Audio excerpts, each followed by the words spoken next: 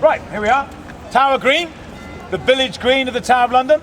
But unlike most village greens in this country, where you'll find a cricket pitch or perhaps a mill pond, we've got our own private execution site.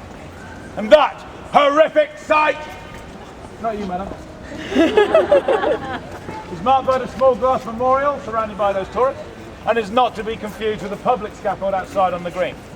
3 Queens of England and some others were to lose their heads over there. But before I tell you their stories, I'd like to describe a few of the buildings that surround the green.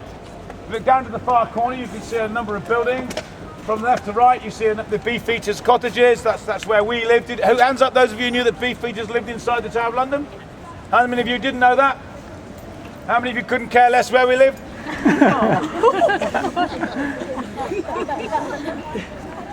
Then you can see a black and white Tudor building. That's Queen's House, and it dates from 1540. It's the best preserved Tudor building in the City of London.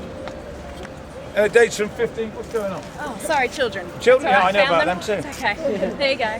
Best preserved Tudor building in the City of London. Now that is now the home of the Constable of the Tower of London, and being the home of such a high-ranking official, it has sometimes been used to accommodate some very important prisoners.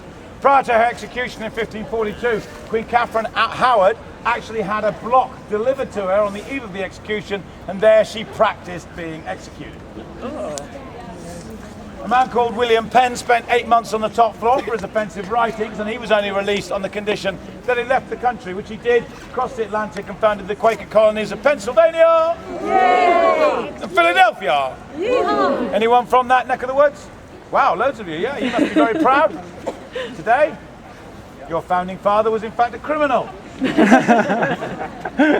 That bell we gave you was founded just 500 yards on the other side of the glass building, and that bell, when we gave it to you, madam, was in one piece.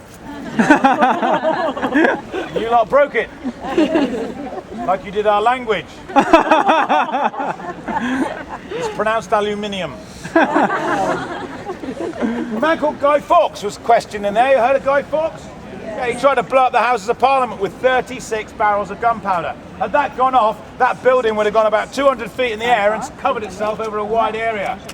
Believe it or believe it not, this was an armoury here in the Tower of London, and we had over 1,000 barrels of gunpowder stored in that building there. Had that gone off, it'd have flattened everything for about 4 or 5 miles. That's all the way to Kentish Town. Have any of you ever been to Kentish Town?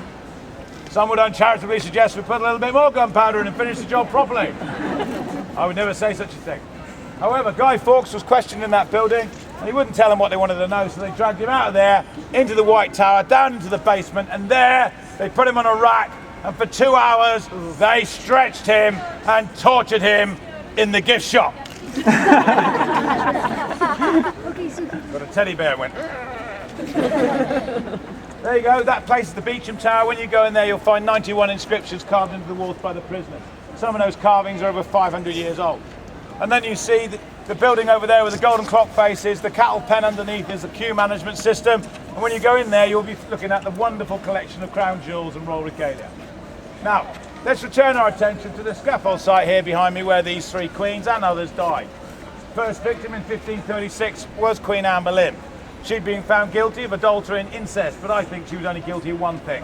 She was guilty of not providing the king with a son and heir, and now she's having miscarriages. She's 35 years old. It's unlikely she ever will. The king is desperate for a son, and he's moved on to Jane Seymour. Meanwhile, Queen Anne is extremely an obstacle, if you like, to any treaties with other countries, because for while she lives, King Charles V, the Holy Roman Emperor, will never sign any treaty with England, for he is the nephew of Queen Catherine of Aragon. She must be removed. She's absolutely petrified at the prospect of dying an agonising death at the hands of a clumsy axeman, and she requested that she be executed in the French style with a 2-handed sword. This was granted by the king, and a French master swordsman was sent for from Calais. Imagine the scene on the day of the execution. Straw lay all around the scaffold, mainly to absorb the blood, but also to hide the sword, which was wrapped in some sack beneath the straw. The Queen was on her knees with her head bowed in prayer, and the executioner stood directly behind her. When he thought the time was right, he very quietly went down, pulled out the sword, and held it in readiness above Queen Anne. And then, surprisingly, he shouted, "Bring me my sword!" This startled Anne in such a way that she looked up, at which point he smote her head from her body with one quick, clean strike.